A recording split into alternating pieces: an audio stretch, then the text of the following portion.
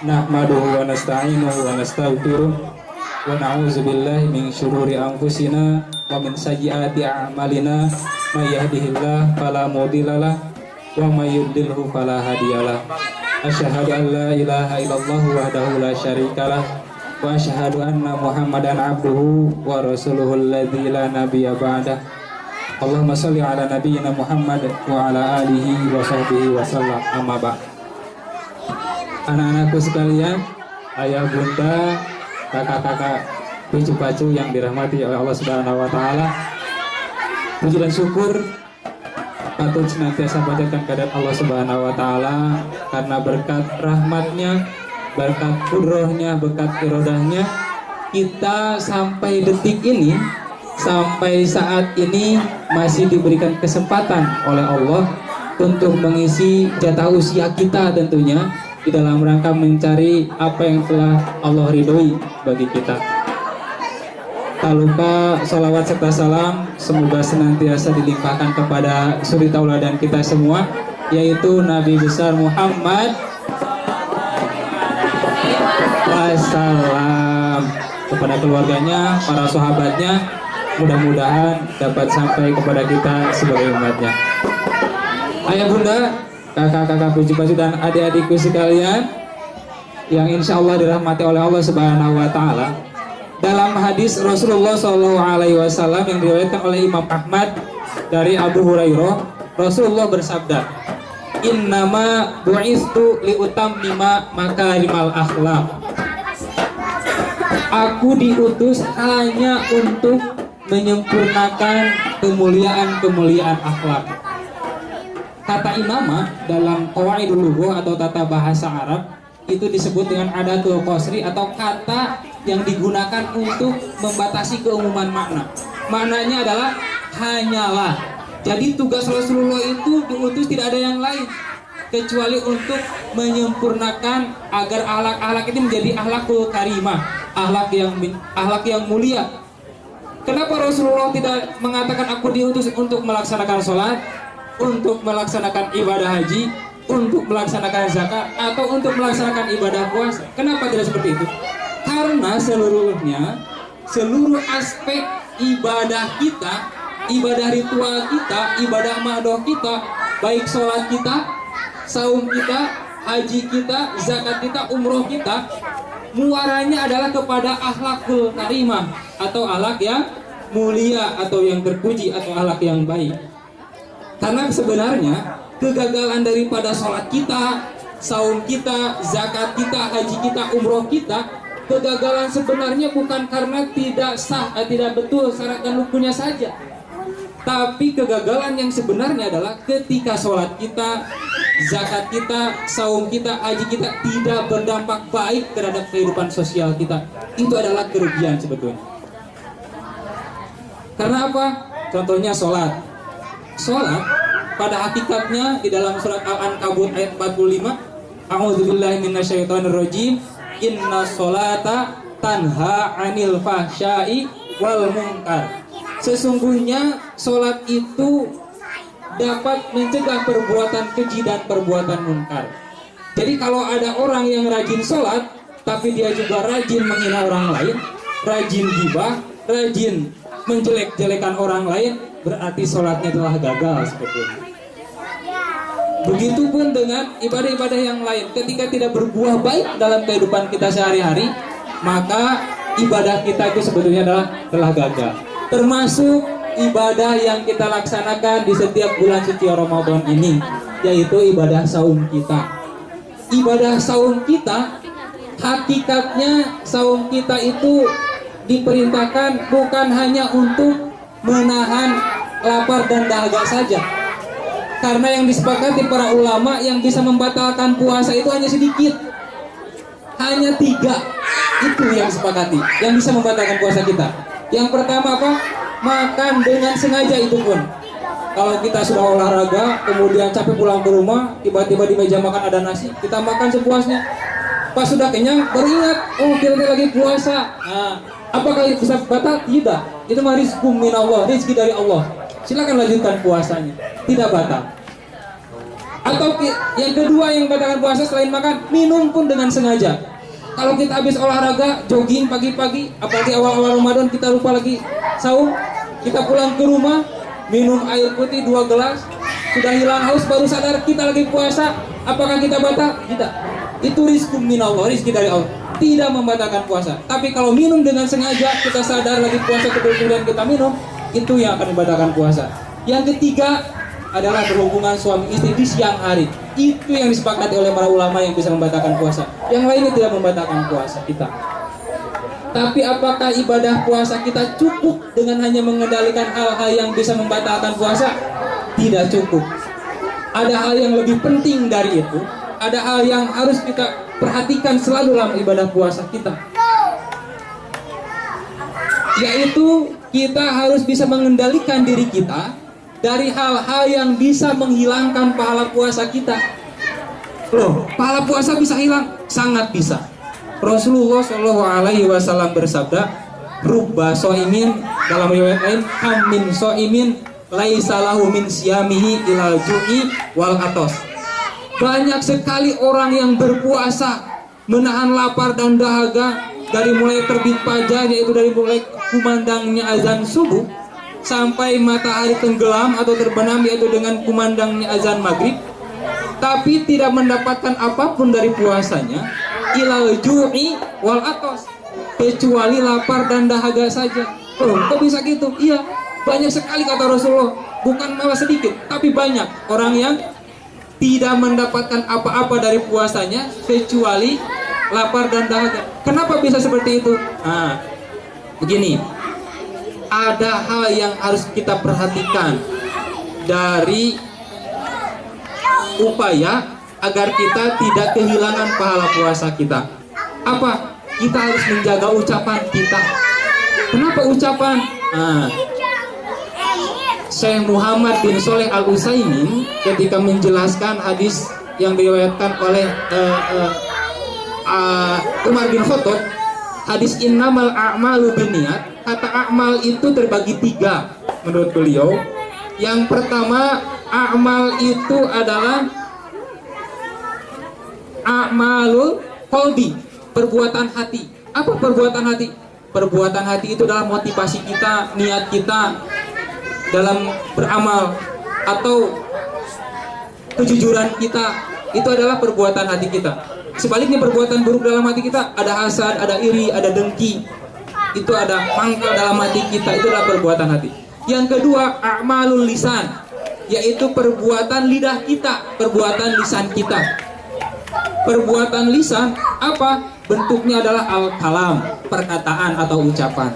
Dan yang ketiga, a'mal itu adalah a'malul arkan awil jinan, perbuatan seluruh anggota badan kita. Dari ketiga-tiganya itu diminta pertanggungjawaban di hadapan Allah Subhanahu wa taala. Sebagaimana firman-Nya di dalam surat Az-Zalzalah ayat 7 dan 8. A'udzubillahi minasyaitonirrajim. Faman ya'mal mithqala dzarratin khairan yarah wa may ya'mal mithqala dzarratin syarran yarah. Barang siapa berbuat kebaikan, berbuat amal walaupun sebesar debu, maka dia akan menemukan kebaikan, maka dia akan menemukan pahalanya di hadapan Allah Subhanahu wa taala. Sebaliknya, kalau kita melakukan perbuatan sebesar debu dari keburukan, maka dosanya pun akan ditemukan di hadapan Allah Subhanahu wa taala. Tidak terkecuali ucapan lisan kita. Lisan kita itu merupakan amal. Berarti amal tersebut, setiap perkataan kita, baik berupa kebaikan maupun keburukan dari ucapan kita, maka pahala dan dosanya akan diperhitungkan di hadapan Allah Subhanahu wa taala. Kembali lagi ke saum. Kenapa kita harus menjaga saum? Karena pangkal dari kehilangannya pahala kita, salah satunya karena kita tidak bisa mengendalikan lidah kita, lisan kita atau ucapan kita.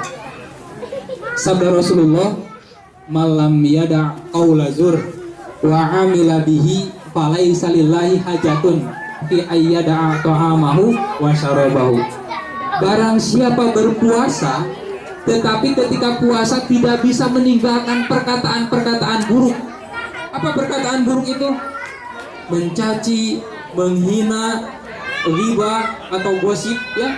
Kemudian mengadu domba, itu adalah perkataan-perkataan buruk, termasuk perkataan-perkataan kasar.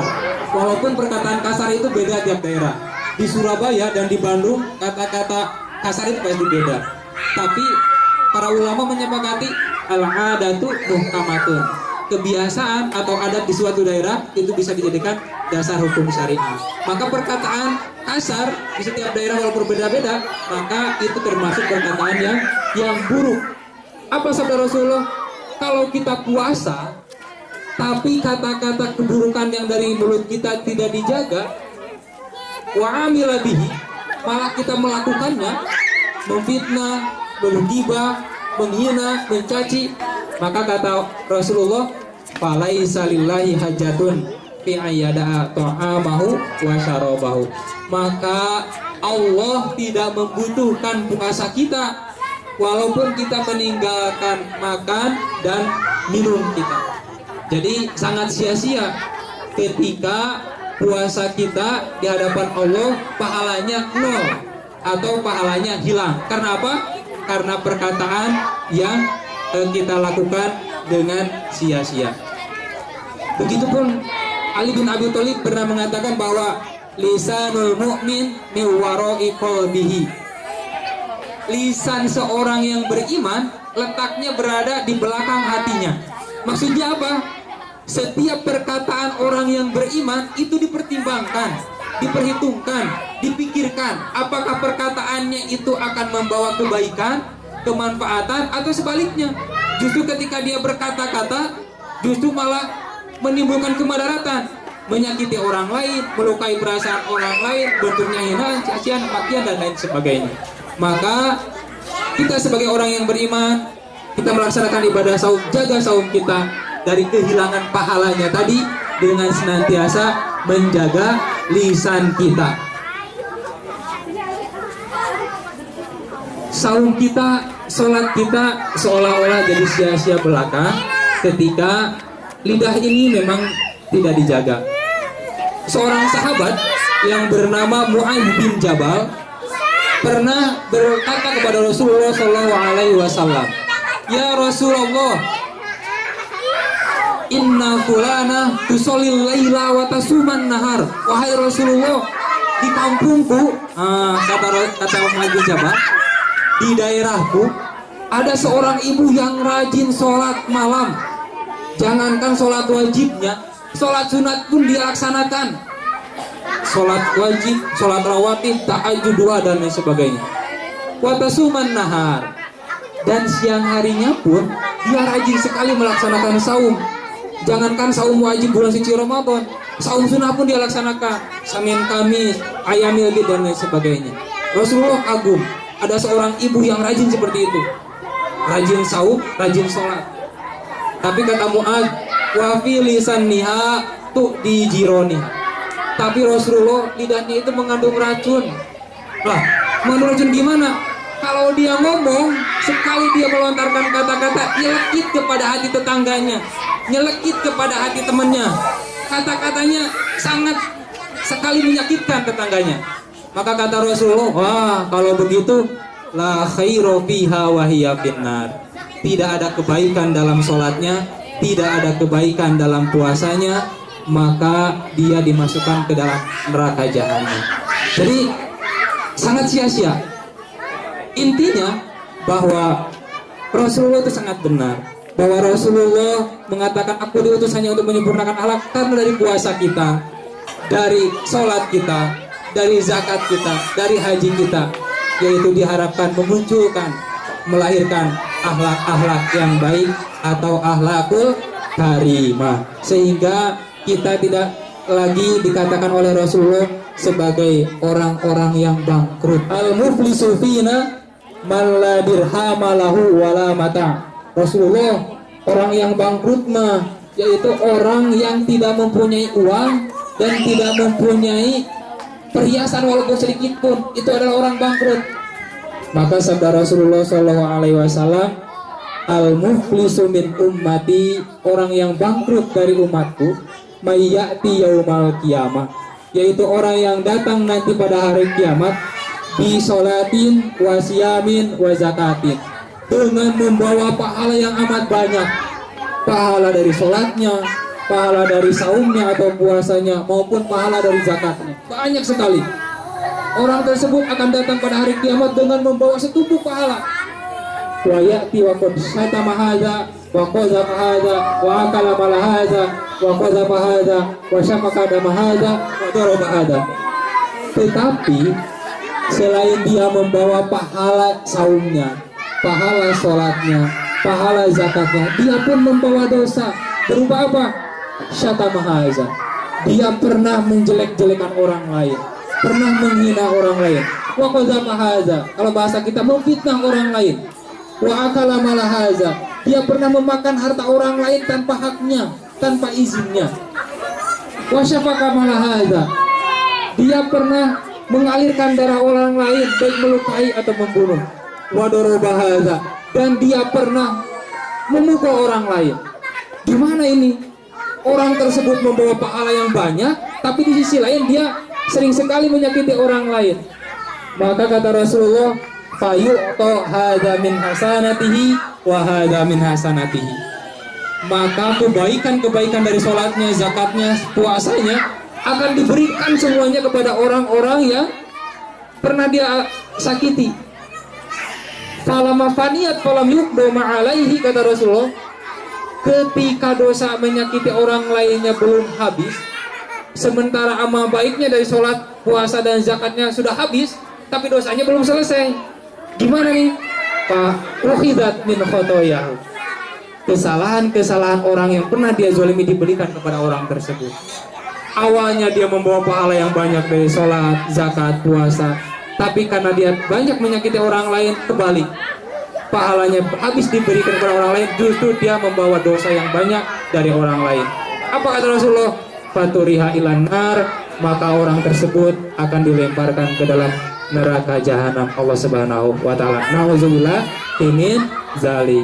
Maka ayah bunda, kakak-kakak, cucu-cucu dan anak-anakku sekalian, tiada jalan lain bahwa kita harus nanti berusaha dengan saum kita, dengan zakat kita, dengan sholat kita adalah berusaha terus memperbaiki diri agar warga sekitar kita minimal terhadap pasangan hidup kita, suami kita, istri kita, anak-anak kita jangan sampai terlukai dengan perkataan kita, karena akan sia-sialah sholat kita, saum kita ketika kata-kata yang kita keluarkan sering sekali menyakiti anggota keluarga kita ataupun tetangga.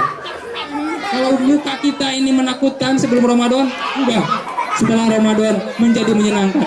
Minimal buat anggota keluarga kita, buat istri kita, buat anak-anak kita yang awalnya sering serem kepada anak-anak, setelah Ramadan dirubah menjadi menyenangkan. Yang kedua, kalau biasanya kita pergi kemanapun sebelum Ramadan, orang tidak mau dekat dengan kita karena berbagai alasan. Orangnya kasar, bau badannya tidak enak, ada lain sebagainya, omongannya nyelekit. Orang pergi pada kita, dari kita. Maka setelah Ramadan ini kita harus hinggap dekat orang-orang dengan akhlakul karimah, sehingga orang nyaman dengan kita, omongan kita didengarkan, ajak kita diamini dan lain sebagainya. Yang ketiga, kalau sebelum Ramadan ini kita sangat lemot untuk kepada kebaikan, diajak ngaji, susahnya minta ampun, diajak sholat berjamaah, araresi kalau bahasa Sundanya. Maka setelah Ramadan ini jadikan kebiasaan selama Ramadan melesat. Setelah Ramadan kita harus fastabiqul khairat, berlomba-lomba dalam kebaikan secepat mungkin, bersegera menuju magfirah Allah Subhanahu wa taala. Yang terakhir, walaupun kita tidak bisa jadi maskot, tidak bisa jadi kebanggaan, misalkan di jalan ada nama kita, jalan haji apa gitu ya, jalan haji Emen dan lain sebagainya, tanjakan Emen dan lain sebagainya. Walaupun tidak dikenang seperti itu, tapi minimal orang-orang akan mengenang kita dalam hatinya. Oh, pas kita sudah tidak ada, si Anu orang yang baik, mudah-mudahan Allah merahmati di kuburnya, dilapangkan alam kuburnya. Orang akan ingat dengan kebaikan-kebaikan kita. Jadi di bulan suci Ramadan ini jadikan sebagai bulan tarbiyah yang mendidik kita untuk menjadi hamba-hamba Allah yang mau berubah. Berubah dari apa? Berubah dari ketidakmenyenangkan menjadi orang yang menyenangkan, dari keburukan kepada kebaikan, dari ketidaktaatan menjadi orang yang taat, dari orang yang tidak disenangi menjadi orang disenangi dan disegani. Ayah bunda, kakak-kakak baju yang saya hormati dan insya Allah dirahmati oleh Allah Subhanahu Wa Taala. Intinya dari saum ini mudah-mudahan Allah Subhanahu Wa Taala menjadikan kita hamba-hambanya yang seperti diharapkan oleh Allah, bahwa diwajibkan kepada kita dan kepada umat sebelum kita adalah kita menjadi hamba-hambanya yang la'allakum tattaqun, hamba-hamba Allah yang mutakin. Apa yang mutakin itu? Yang terbiasa dengan ketaatan terhadap Allah Subhanahu Wa Taala dan senantiasa menjauhi apa yang telah dilarang oleh Allah Subhanahu Wa Taala. Senantiasa menjaga ucapan kita, jangan sampai ada orang yang tersakiti dengan perkataan kita, siapapun itu, suami kita, istri kita, anak kita, jangan sampai mereka tersakiti dengan perkataan-perkataan kita, karena akan sia-sialah puasa kita, sholat kita, ketika perkataan yang kita keluarkan menyakiti orang-orang yang kita sayangi maupun orang-orang di sekitar kita. Kiranya sekian yang dapat saya sampaikan. Mudah-mudahan ada guna dan manfaatnya, khusus bagi yang menyampaikan dan umumnya pada ayah bunda, anak-anakku dan kakak-kakak sekalian. Yang betulnya ada sabda Allah dan juga firman Allah dan sabda Rasulullah SAW. Kalaupun ada yang salah, itu mutlak keperluan saya pribadi, mohon maaf yang sebesar-besarnya. Kita akhiri saja dengan doa kifaratul majlis. Subhanakallahumma wa bihamdika asyhadu an la ilaha illa anta astaghfiruka wa atubu ilaik. Sekian, aqulu qouli hadza wa astaghfirullah li wa lakum. Wassalamualaikum warahmatullahi wabarakatuh.